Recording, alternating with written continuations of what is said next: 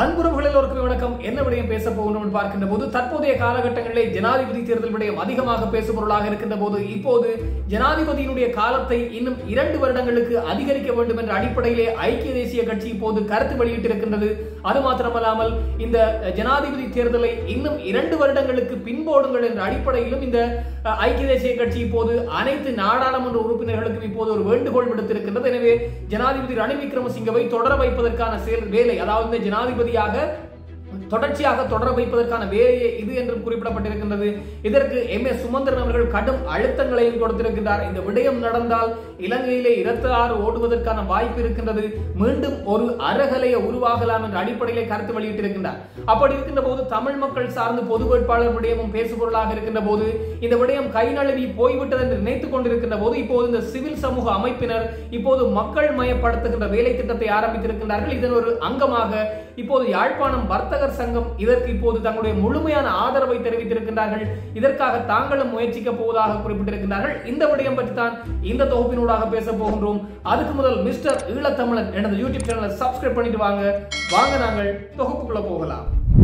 என்ன விடயம் பார்க்கின்ற போது ஜனாதிபதி தேர்தல் விடயமானது அதிகமாக பேசுபொருளாக இருக்கின்றது. எல்லோருக்குமே தெரியும் இலங்கையினுடைய ஜனாதிபதியாக யார் வருவார் என்ற அடிப்படையிலே போட்டித்தன்மைகள் இருக்கின்ற போது இப்போது ஜனாதிபதி தேர்தல் நடத்தப்படுமா என்ற ஒரு கேள்வியும் எழுப்பப்பட்டிருக்கின்றது. இதற்கு காரணம் என்னோடு பார்க்கின்ற போது ஐக்கிய தேசிய கட்சியினுடைய அந்த காரியாலயம் அல்லது இந்த ஐக்கிய தேசிய கட்சியினுடைய அமைவிடம் சொல்லப்படுகின்ற ஸ்ரீகொத்தாவிலே வைத்து இந்த பாலித்த ரங்கே பண்டார் அவர்கள், இந்த ஐக்கிய தேசிய கட்சியினுடைய மிக முக்கியமான உறுப்பினராக இருக்கின்ற பாலித்த ரங்கே பண்டார் அவர்கள் ஒரு கருத்தை தெரிவித்திருக்கின்றார். ஜனாதிபதியாக ரணில் விக்ரமசிங்க மீண்டும் தொடர வேண்டும், அதாவது இதற்காக ஜனாதிபதி தேர்தலை பிற்போட வேண்டும். ஜனாதிபதி தேர்தல் மற்றும் பாராளுமன்ற தேர்தல்களை 2 வருடங்களுக்கு பிற்போடுங்கள். இந்த 2 வருடங்களும் ஜனாதிபதியினுடைய ஆட்சி காலத்தை தொடர்ச்சியாக நீடிப்பதற்கான அனுமதி அல்லது தொடர்ச்சியாக நீடிப்பதற்கு பாராளுமன்றத்துக்குள்ளே வாக்கெடுப்பை நடத்துங்கள் என்ற அடிப்படையிலே இப்போது குறிப்பாக இந்த பாலித்த ரங்கே பண்டார குறிப்பிட்டிருக்கிறார். அதாவது ஜனாதிபதி தேர்தல் வேண்டாம், ரணில் விக்ரமசிங்கவை ஜனாதிபதியாக தொடர வேண்டும் என்ற அடிப்படையில் தன்னுடைய கருத்தை தெரிவித்திருக்கின்றார்.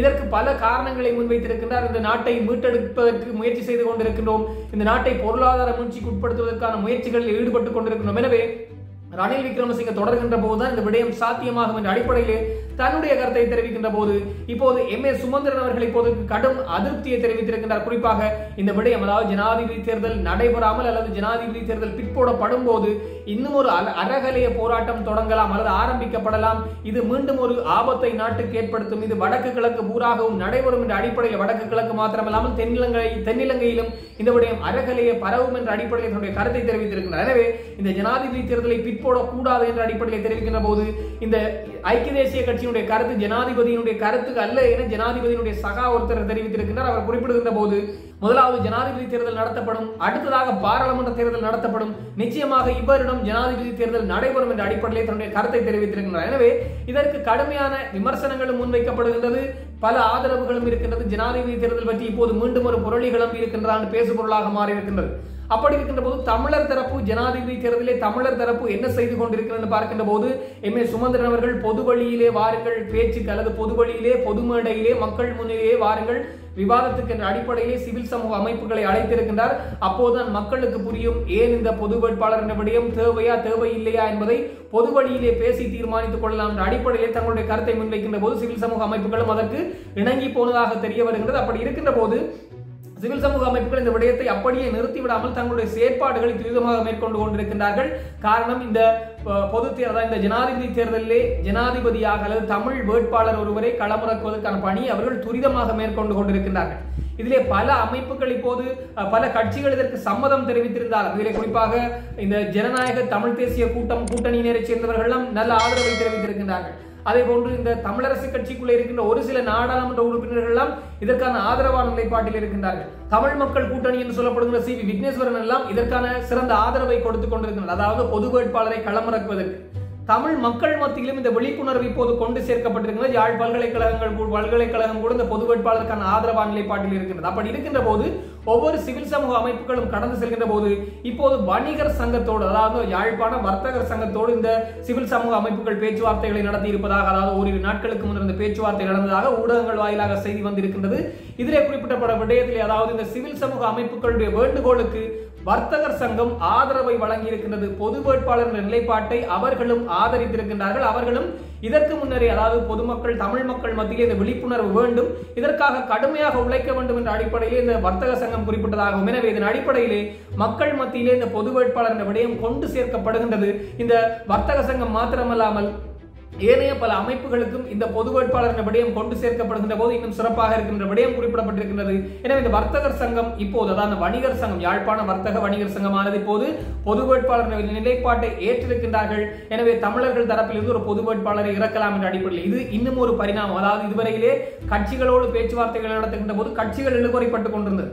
மக்கள் ஒன்றுபட்டால் எல்லா கட்சியும் பின்னே வர வேண்டியதுதான். இதுதான் உண்மையான விடயம். எனவே இதை பொதுமக்கள் மத்தியில், அதாவது இந்த சனசமூக நிலையங்கள், இளைஞர் கழகங்கள், விளையாட்டுக் கழகங்கள், அதே போன்று இப்படியான வர்த்தக சங்கங்கள், இப்படியான விடயங்களிலே கொண்டு போய் சேர்க்கின்ற போது இந்த மக்கள் மத்தியிலே இருக்கின்ற ஒவ்வொரு சங்கங்களையும் இந்த பொது அமைப்புகள், அதாவது சிவில் சமூக அமைப்புகள் ஒருங்கிணைக்குமாக இருந்தால் நிச்சயமாக கட்சிகள் பின்னால் வர வேண்டிய சூழ்நிலை ஏற்படும். காரணம், கட்சிகள் தான் இப்போது குளறுபடியை ஏற்படுத்திக் கொண்டிருக்கின்றது. அதாவது பொது வேட்பாளர் நிலைப்பாட்டிற்கு மக்கள் வரமாட்டார்கள் என்ற அடிப்படையிலே கொஞ்சம் குழப்பத்தை ஏற்படுத்துகின்ற நிலைப்பாட்டில் இருக்கின்றார்கள். ஒருவேளை மக்கள் இறங்கி வந்து விட்டால் அல்லது பொது வேட்பாளர் நிலைக்கு வந்தால் கட்சிகளும் அந்த நிலையை எடுக்க வேண்டிய கட்டாயம் ஏற்படும். எனவே இப்போது இந்த வணிகர் சங்கம் இந்த விடயத்தை குறிப்பிட்டிருப்பதாகவும் இது இன்னும் ஒரு படிநிலை என்று குறிப்பிடப்பட்டிருக்கிறது. காரணம், இந்த வணிகர் சங்கம் என்பது இதற்கு முன்னரும் யாழ் பல்கலைக்கழகத்திலிருந்து சில ஆர்ப்பாட்டங்கள் அல்லது பேரணிகளுக்கு ஆதரவு வழங்கும்படி கேட்கின்ற போதும் கடையடைப்புகளுக்கான ஆதரவுகளை உடனடியாக செய்வார்கள். அவர்களை ஒருபோதுமே அதை தடுத்து பேசியதும் இல்லை, அதற்கு மறுப்பு தெரிவித்ததும் இல்லை. அப்படி இருக்கின்ற போது இந்த வணிகர் சங்கம் இப்போதும் அதற்கு ஆதரவான நிலைப்பாட்டை, அதாவது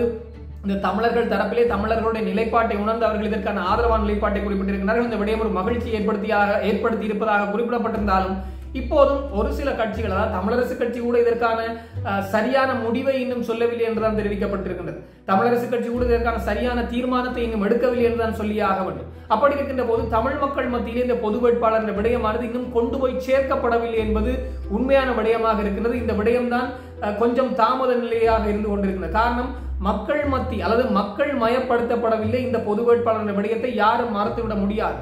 இப்போது ஒரு பொதுமகனிடம் சென்று சஜித்துக்கா, ரணிலுக்கா அல்லது அனுரவுக்கா ஆதரவு என்றால் யாரோ ஒரு மூவரிலே ஒருவருடைய பெயரை தான் சொல்வார். பொது வேட்பாளர் என்றால் அவர்களுக்கு அது தெரியாது. எப்போது இறக்கப் போகின்றார்கள், யாரை இறக்கப் போகின்றார்கள் என்பதெல்லாம் மக்களுக்கு தெரியாமல் இருக்கின்றது. எனவே இந்த விடயத்தை கட்சிகளை போய் பின்னால் நின்று நாங்கள் பேசுவதை விட இந்த சிவில் சமூக அமைப்புகள் மக்கள் மயப்படுத்துகின்ற போது இது இன்னும் சிறப்பாக இருக்கும் என்று பல அரசியல் ஆய்வாளர்கள் தங்களுடைய கருத்துக்களை தெரிவிக்க ஆரம்பித்திருக்கின்றார்கள்.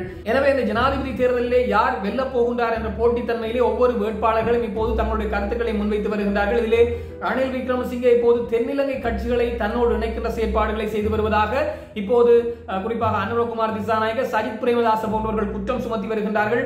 அதே போன்று அனுரகுமார் திசாநாயக்க குறிப்பிட்டிருக்கின்றார், நாங்கள் தனித்து நின்று எப்போதும் போட்டியிடுவோம், நாங்கள் தனித்து நின்று வெற்றி பெறுவோம் என்ற அடிப்படையிலே இப்போது அவர்கள் தமிழ் மக்களுடைய வாக்குகளையும் பெறுவதற்காக இப்போது துரிதமாக செயல்பட்டுக் கொண்டிருக்கிறார்கள். அப்படி இருக்கின்ற போது சஜித் பிரேமதாசவும் தமிழ் மக்களுடைய வாக்குகளுக்காக கடுமையாக முயற்சித்துக் கொண்டிருக்கின்றார். அது மாத்திரமல்லாமல் சஜித் பிரேமதாச ரணில் விக்ரமசிங்கே மீது ஒரு குற்றம் சுமத்தி இருக்கின்றார். குறிப்பாக இந்த ரணில் விக்ரமசிங்கே அவர்கள் தங்களுடைய கட்சிக்குள்ளே பிளவுகளை ஏற்படுத்துகின்ற வகையிலே செயற்படுவதாகவும் தங்களுடைய கட்சிக்குள்ளே இருக்கிற ஒரு சிலரை அச்சுறுத்துகின்ற வகையிலே செயற்படுவதாகவும் குற்றம் சுமத்தி இருக்கின்றார். அப்படி இருக்கின்ற போது ரணில் விக்ரமசிங்கே தரப்பு குறிப்பிடுகின்றது, இந்த ஐக்கிய மக்கள் சக்தி என்று சொல்லப்படுகின்ற சஜித் பிரேமதாசனுடைய கட்சிக்குள் இருந்து 20 பேர் வரையிலே தங்களோடு வந்து இணைய போவதாக தெரிவிக்கப்பட்டிருக்கிறது. எனவே இப்போது தென்னிலங்கையிலே இந்த ஜனாதிபதி தேர்தலுக்கான விடயமானது மிக மிக தீவிரமாக இடம்பெற்றுக் கொண்டிருக்கின்றது.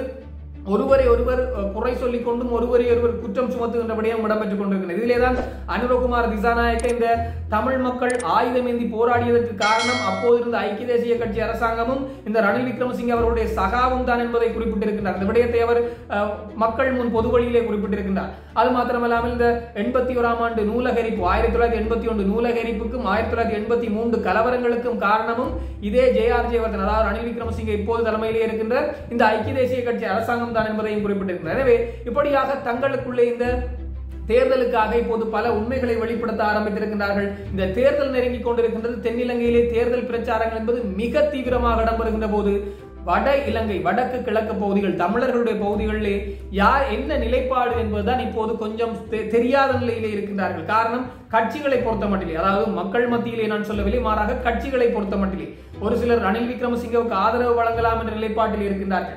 ஒரு சிலர் அனுரகுமாரவுக்கா சஜித்துக்கா என்ற தெரியாத நிலைப்பாட்டில் இருக்கின்றார்கள் கட்சிகளே. ஆனால் பொது வேட்பாளரை ஆதரிக்கின்ற நிலைப்பாட்டில் ஒரு சில கட்சிகள் இருந்தாலும் அந்த கட்சிகளுக்குள் இருக்கின்ற பிளவுகள் காரணமாக, அதாவது தமிழரசு கட்சிக்குள்ளே கூட ஒரு பிரிவு பொது வேட்பாளர் என்றும் ஒரு பிரிவு ரணிலுக்கான ஆதரவை தெரிவிக்கின்ற நிலைப்பாட்டில் இருக்கிறார்கள்.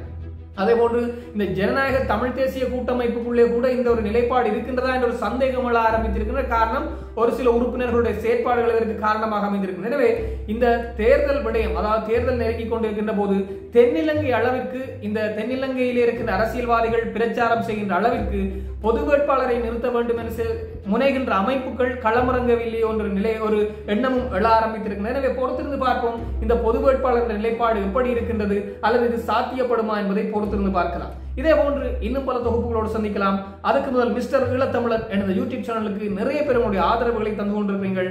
எல்லோருக்கும் என்னுடைய மனமார்ந்த நன்றிகள். இந்த காணொலிக்கு நீங்களும் புதுசாக வந்திருந்தீங்கன்னால் நீங்களும் இந்த சேனலை சப்ஸ்கிரைப் பண்ணுங்க, லைக் பண்ணுங்க, கமெண்ட்ஸ் பண்ணுங்க. இந்த காணொலி பிடிச்சிருந்தால் உறவினர்கள் நண்பர்களுடன் பகிர்ந்து கொண்டீங்கன்னால் எனக்கும் ஒரு ஆதரவாக இருக்கும் தொடர்ச்சியாக காணொலிகளை செய்வதற்கு. இன்னும் ஒரு தொகுப்போடு சந்திக்கலாம். உங்களிடம் விடைபெறும் நான் என்றும் உங்கள் அன்பின் மல்கின். வணக்கம்.